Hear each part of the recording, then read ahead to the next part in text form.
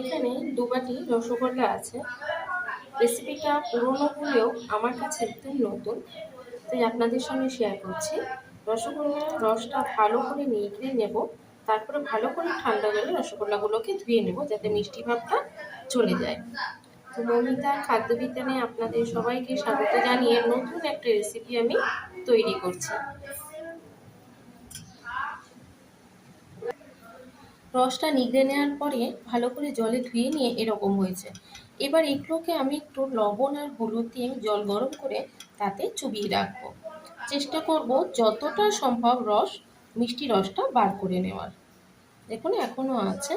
এবার একটু জলে চুবিয়ে রাখবো, নুন হলুদ দিয়ে গরম জলে চুবিয়ে রেখে তারপর এটাকে পনিরের মতো ভেজে নেব।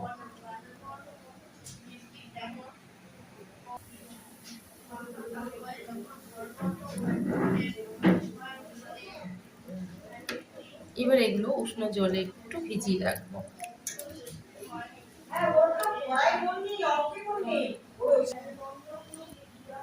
দেখুন জলে ভেজানোর পরে রসগোল্লাগুলো একদম তুলতুলে হয়ে গেছে, আর ঠিক এইরকম হবে।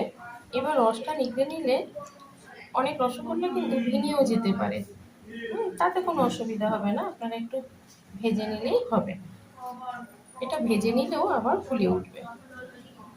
দেখুন একটু ভেঙে গেছে, এখনো কিন্তু মিষ্টি ভাবটা রয়েছে। দেখুন রস কিরকম ভেসে উঠেছে। এবার এগুলোকে আমি একটু তেলে ভেজে নেব। একটা জিনিস আপনাদের দেখাচ্ছি, দেখুন এটা যখন আমি ডাইরেক্ট ভেজেছিলাম তখন কিন্তু আমার এরকম হয়েছে, নরম হয়েছে এবং কড়াইতে লেগে যাচ্ছে। আর এটা কিন্তু কড়াইতে লাগছে না, দেখুন সবজি গায়ে ছেড়ে নিয়ে আসছে, কারণ এটা আমি সামান্য একটু ময়দার মধ্যে মিশিয়ে নিয়েছি। আপনারা যদি সামান্য একটু ময়দা দিয়ে এটাকে মিশিয়ে নিতে পারেন, এটাকে মাখতে হবে না, সেই গোলাটাকে ময়দা একটু গুলিয়ে নিলেই হবে। তারপরে এটা ভাজলে সুন্দর ভাজা হয়ে যাচ্ছে। আর একদম লো ফ্লেমে ভাজবেন যাতে পুড়ে না যায়। যখন একটু সোনালি রং হয়েছে ধরে নেবে, তখন এটাকে আস্তে আস্তে তুলে নেবে। তাহলে দেখবেন প্রত্যেকটা রসগোল্লা সুন্দর থাকবে। দেখুন এভাবে দেখছি, যেহেতু নরম হয়ে গেছে এটা আর দেওয়া যাবে না। আমি একটা বাটিতে অল্প একটু ময়দা নিয়েছি, নিয়ে এটাকে এইভাবে গুলিয়ে নিচ্ছি, নিয়ে হাতেতেই আমি এটাকে একটু গোল করে নেব, ঠিক এইভাবে। দেখতে পাচ্ছেন? এবার আপনারা ভাজবেন, দেখবেন আর অসুবিধা হবে না। তবে উল্টাতে গেলে একটু তেল ছিটে আসতে পারে, তাই একটু সাবধানে করবেন, কারণ এতে তো জল থাকে, প্রচণ্ড পরিমাণে তেল ছিটবে। দেখুন আপনারা কিন্তু একসঙ্গে অনেকগুলো দিতে পারবেন, আর ভয়ের কিছু নেই, আর এটা খুব সহজেই ভাজা হয়ে যাবে।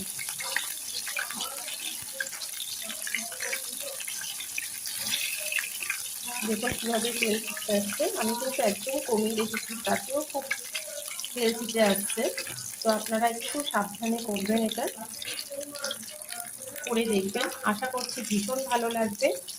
আর রেসিপিটি ভালো লাগলে অবশ্যই বন্ধুবান্ধবদের মধ্যে শেয়ার করবেন, একটা লাইক দেবেন, আর চ্যানেলটিকে সাবস্ক্রাইব করে রাখবেন আরও অন্যান্য নতুন রেসিপি পাওয়ার জন্য। আপনারা হয়তো অনেকেই আগে করেছেন, কিন্তু আমার কাছে রেসিপিটি নতুন, তাই আপনার কাছে অর্থাৎ আপনাদের সঙ্গে শেয়ার করছি। ভালো লাগলে অবশ্যই কমেন্টে জানাবেন।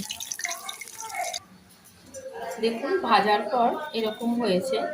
আমি যে রেসিপিগুলোই আপনাদের সঙ্গে শেয়ার করি সেগুলোই আমাদের ঘরে আমরা ব্যবহার করি, সেই রেসিপিগুলো আমরা ট্রাই করি, তারপর আপনাদের সঙ্গে শেয়ার করি।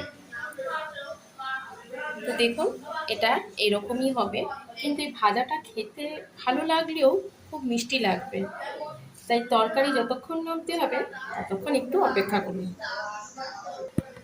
ভাজাগুলো তুলে নেওয়ার পরে ওই তেলেতেই তেজপাতা, দুটো শুকনো লঙ্কা আর গোটা গরম মশলা, সাদা জিরে ফোড়ন দেব।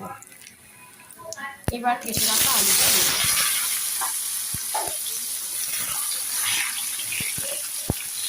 একটু ভেজে নেব, খুব সুন্দর একটা গন্ধ বেরোচ্ছে এই সময়, আপনারা করলে বুঝতে পারবেন। এবার আমি এতে লবণ, হলুদ, জিরে গুঁড়ো, ধনে গুঁড়ো, লঙ্কার গুঁড়ো, সামান্য একটু মিষ্টি দেবো, টমেটো দেবো, দিয়ে ভালো করে মশলাটা একটু কষিয়ে নেবো।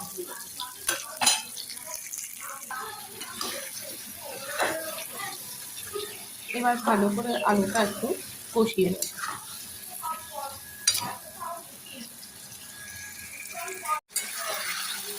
দেখুন আমার মশলাটা পুরো কষে গেছে, আলুটাও আমার সেদ্ধ হয়ে গেছে। এবার আমি এতে পরিমাণ মতন একটু ঝোল দিয়ে দেবো। ভালো ফুটে উঠলে তারপরে ভেজে রাখা রসগোল্লাগুলো এতে দেবো। দেখুন ঝোলটা ভালো ফুটে গেছে, এবার আমি রসগোল্লাগুলো এতে দিয়ে দেবো।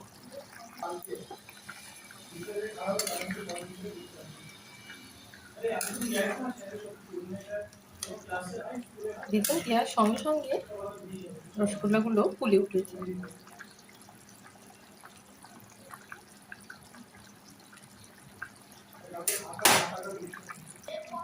দেখুন আমার তরকারিটা হয়ে গেছে, এবার আমি অল্প একটু ঘি দিয়ে এটা ঢেকে রাখবো।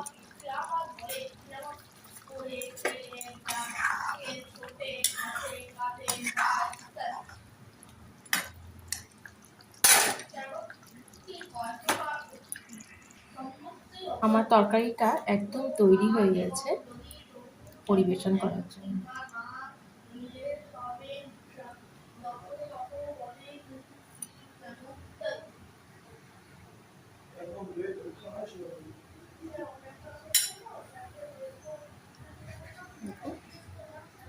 তরকারিটা একদম তৈরি হয়ে গেছে, দারুণ একটা গন্ধ বেরোচ্ছে, আর টেস্ট করে দেখবেন সত্যি ভীষণ সুন্দর হয়েছে। সম্পূর্ণ ভিডিওটি দেখার জন্য, এতক্ষণ আমার সাথে থাকার জন্য আপনাদেরকে অসংখ্য ধন্যবাদ।